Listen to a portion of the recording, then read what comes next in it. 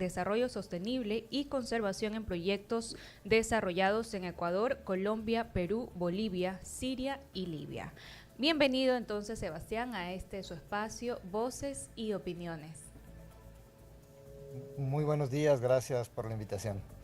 Gracias a usted por estar aquí con nosotros abordando un tema de fundamental trascendencia. Sabemos que hace pocos días ya fue aprobada la ley de áreas protegidas y es importante que nuestros oyentes puedan entender cuáles son esos puntos clave que han sido pues ahora transformadores en temas de sostenibilidad.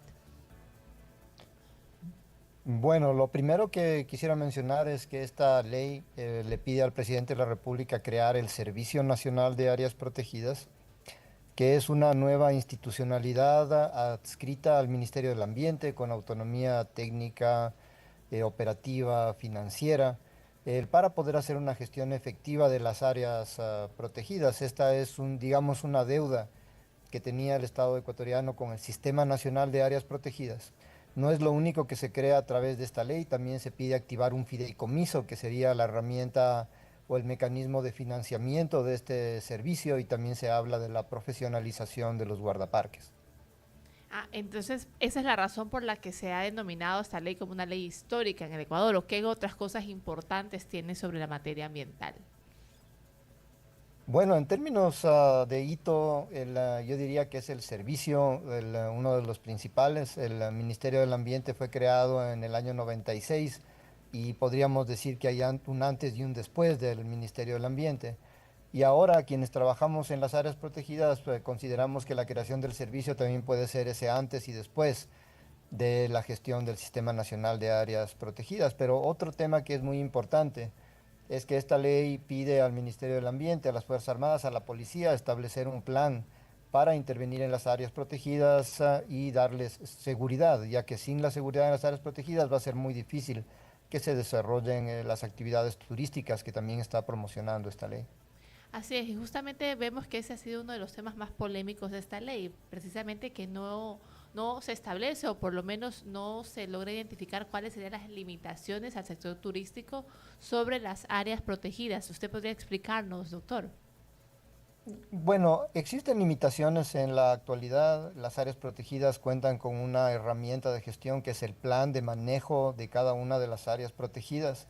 Ahí se establecen las cosas que se pueden hacer, las que no se pueden hacer. Ahí está la zonificación sobre las áreas de uso público y turismo, que son aquellos lugares en los que se podrían realizar estas actividades con un impacto más bajo.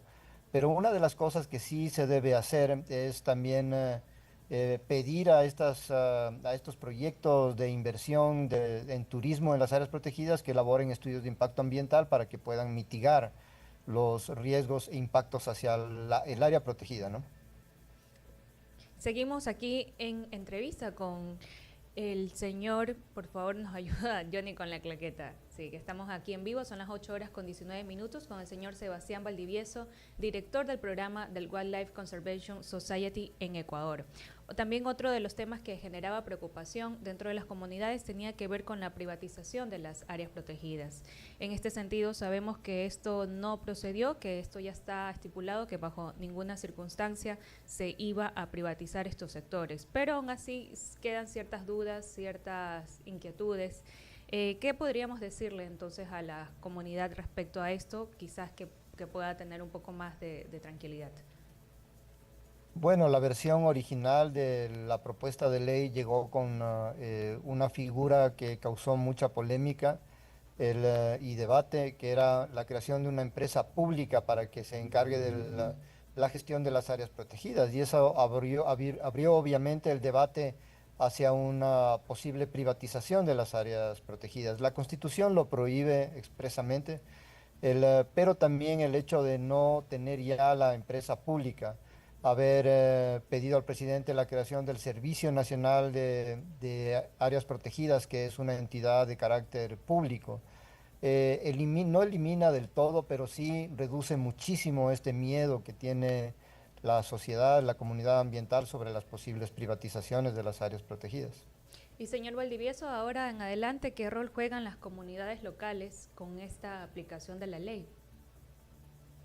Bueno, esperemos que se puedan beneficiar de manera justa y equitativa de estas inversiones que se pretende llevar hacia las áreas protegidas para promover el turismo.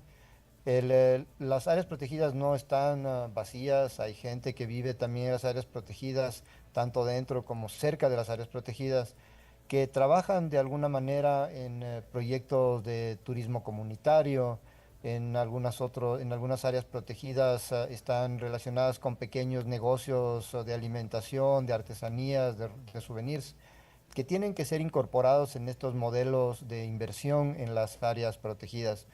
Es fundamental que quienes se beneficien de manera prioritaria sean esas comunidades locales. Así es, bueno, y también vemos que el tema de la minería ilegal es un problema que azota precisamente a varios sectores de las áreas protegidas y de la selva ecuatoriana en general. ¿Cómo se podría implementar esta ley con el problema de la minería ilegal? Bueno, es un tema de control del territorio fundamentalmente. Esto sucede tanto fuera como dentro de las áreas protegidas. Esta ley lo que propone o le pide al Ejecutivo es articular un plan de intervención entre el Ministerio del Ambiente, las Fuerzas Armadas, la policía, para poder hacer un control efectivo de estas áreas. En la actualidad sí existen ese tipo de coordinaciones, pero no son del todo efectivas. Hacen falta recursos para el patrullaje, para sobrevuelos, para que se puedan movilizar los efectivos para hacer un control de las áreas. Entonces esperemos que con la creación del servicio, el establecimiento de este fideicomiso que va a ser como el músculo financiero de la gestión de las áreas protegidas, pueda contarse con los recursos para que ese control territorial también sea efectivo.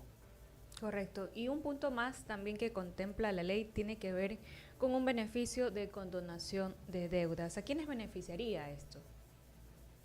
Sí, esa parte me van a permitir que no la puedo comentar, eso tiene que ver más con la estructura de la ley económica urgente, no tiene mucho que ver con el área en la que yo trabajo, que es de temas ambientales, y cae más en el área política, así que les pido muchas disculpas, pero no puedo comentar al respecto. Entendemos perfectamente, doctor, y le agradecemos muchísimo el espacio y estar aquí en esta mañana para explicarnos sobre la ley de fortalecimiento de áreas protegidas, que es un tema en boga y en discusión en todos los medios de comunicación y en todas las redes sociales. Sí, lo Muchísimas importante gracias. es que se resalta justamente el trabajo de fondo o el objetivo de fondo, que en este caso pues tiene que ver mucho con el tema de sostenibilidad y un trabajo mancomunado dentro de todos los actores. Así que gracias, señor Sebastián, por habernos acompañado en esta mañana y esperamos pues más adelante también que podamos seguir abordando temáticas similares.